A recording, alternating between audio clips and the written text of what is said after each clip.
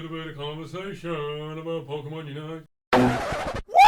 Well, I kind of used this video just to kind of give my thoughts. Sorry I wasn't around yesterday. I had some personal stuff going on. I want to use this video to just kind of give my thoughts so far, my honest review of Pokemon Unite, kind of how the game's been, the direction it's heading in, and why I think the game's an unbalanced pay-to-win mess that if left unattended will probably die within a month. I want to start by saying I really like this game a lot. It's a lot of fun. It's a real breath of fresh air, especially as someone who's not played a MOBA before. The game is casual. It's easy to pick up. It's not difficult. Literally just said the same word in 3 different ways. This game is really not rocket science, and that's one of the things that I like about it. I like that I don't have to take it seriously. I like the way you can just pick up the game for the first time, and it's so basic. It's just like, you know, each character you have this move and you have this move, and you can either use that move or you can use that one, or like if you really want to push the boat out, you can use them both in quick succession, and it makes like this cool little combo, and you feel like, you know, you got that big dick energy going. That I sludge bombed him, and then I used Hex, and then I used Hex again. I'm so good. The game's been a real kind of breath of fresh air, and I've been really enjoying it. I think the gameplay is fine. You know, there are definitely things that could be better, but I think down to just the kind of fundamentals, I think the game is good, and I think it has a lot of potential. This definitely is something that I could see myself playing for a long time.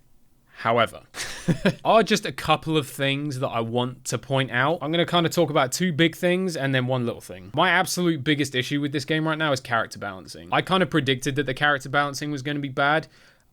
I didn't think it was going to be this bad. And it's like, it's so bad that the game actually feels kind of unplayable right now. Not just because there are certain Pokemon who, let's be honest, are just way too powerful for the amount of effort that you have to put in. Not naming names, but there are also a lot of characters that are just really not fun to play against. You will come up against certain teams in this game, and it feels like such a chore to play against them. Put it this way, when we reach a level where I can just sit on that little screen where you get to see the characters that your other team are playing, if I can get to a level where I can look at the opposing team's lineup, and I can, before the game's even started, I can already tell that after the game I'm going to want to take a bath with my toaster. That's not a good thing. And that's not going to make people want to keep playing the game, because I know I'm not the only one who feels that way. So I think definitely there needs to be an awful lot of character rebalancing.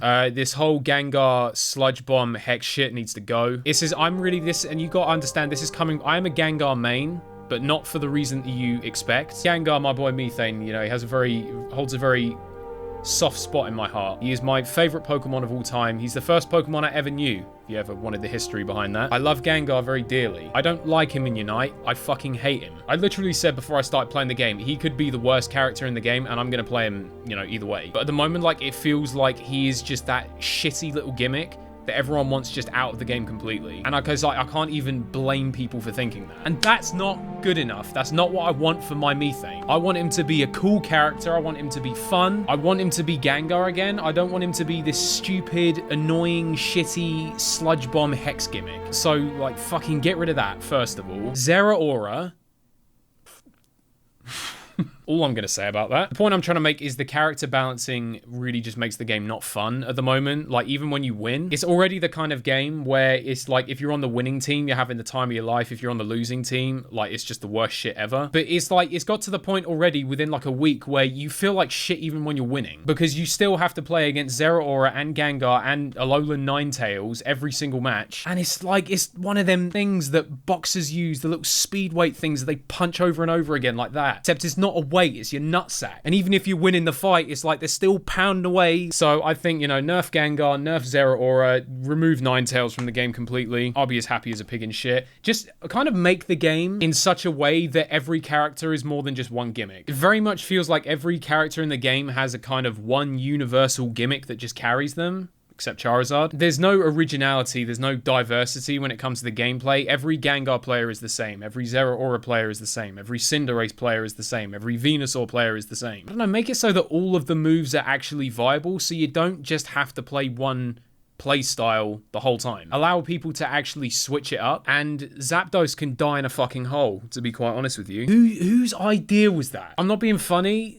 Whoever's idea that was wants whacking upside the head with a packet of wet shit. The fact that you can dominate a game, you can be like 400-0 up against a team, and then all they have to do is kill Zapdos and they can just completely flip the table. I beg your pardon. What's that one 3v3 map? Aruma Park, is it? The one that has Big Daddy on it? That is how every boss should work. Just give your team a shitload of XP, give them some points, done deal. It doesn't have to make their goals vulnerable. It doesn't have to then do this stupid thing where, because you're in the last 2 minutes of the game, now all of a sudden the points are doubled. So for me, like, this is my own personal review. Character balancing for me currently is the biggest problem. Now we're going to quickly move on to the thing that I know everyone wants me to talk about. The old, yeah, that's a problem. Yeah, that needs to go straight away. It's just, it seems a little bit sly, doesn't it? The whole converting gems to tickets. I'm not going to sit here and say that they did it on purpose, because I don't want to get in trouble. But they hid that very well, didn't they? The fact that you buy item enhancers with the tickets, but when you run out of tickets, now all of a sudden you can actually convert gems into more tickets. And hold items themselves make a big difference, especially since you can hold 3 of them at any one time. They do make a very big difference, and I can tell you that they make a big difference because I went there. You piece of shit! And I'm really sorry that I went there, but I can tell you in all honesty, the reason I did it was because people kept telling me about how bad it was and how much, you know, how much it affected the game. And I was a little bit like, okay, I need to see this for myself before I kind of believe it. And I've been there now and I've seen it for myself, and I can tell you it's bad. It needs to go, especially because the higher you level your hold items, the more expensive it then becomes to upgrade them further. So it's like, as the levels go up, you then have to spend more and more money on actually leveling them up. I mean, I don't know what the solution is aside from the obvious, like, you should not be able to convert gems into tickets. Like, you shouldn't be able to do that, period. It kind of just defeats the point of tickets in the first place. I would kind of, I don't know, get rid of hold items. I know they're kind of like quite an integral part of the game, it would seem, but it's like, am I the only one who thinks that the game could be just as fun without them? I don't know. I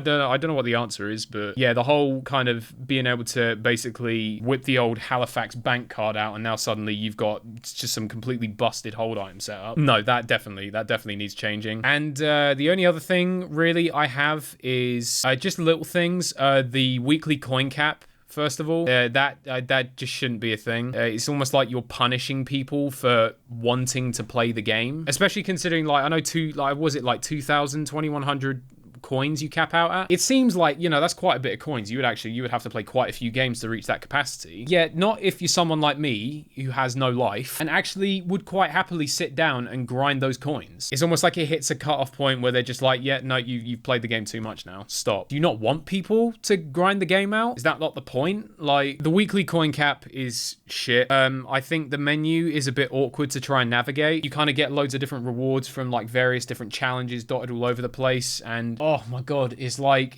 going through every different individual string of Charlotte's Web trying to get all the different rewards that you've got to pick up. Like, you have to go up to central London to get your 50 coins for logging onto the game, and then all the way over to fucking Tuscany to get your 5 item enhancers for having a bigger dick than everyone else. They need to make the menu a bit easier to navigate, I think. So they're kind of my main things, really. I don't want to drag this video out too much. The biggest thing for me is the character balancing, just because that, I know the pay to win thing is a big deal, but for me, the character balancing is the thing at the moment that's really kind of putting me off playing. Absolutely, the pay to win shit needs fixing as well. I'm not even gonna sit here and it needs fixing. I'm not actually sure when the next update is supposed to be, but when and what it is, I think is going to be very telling, because the game, like I said, I think the game has a lot of potential. I think the game is really good fun, like mechanically, down to like the fundamentals. I love that, you know, more Pokemon are going to get added in future. Just one quick thing I'll say, the soundtrack is fantastic. The game looks beautiful. I like the character selection we have now. I think the game could be very good, and obviously they've got the mobile launch is going to be happening in like a month. That's going to be a big deal when that happens. So I feel like they've got a month to kind of really get their shit together. And, we'll wait and see. I do like the game. I do intend to keep playing it. I hope it can be something that I will play long term, but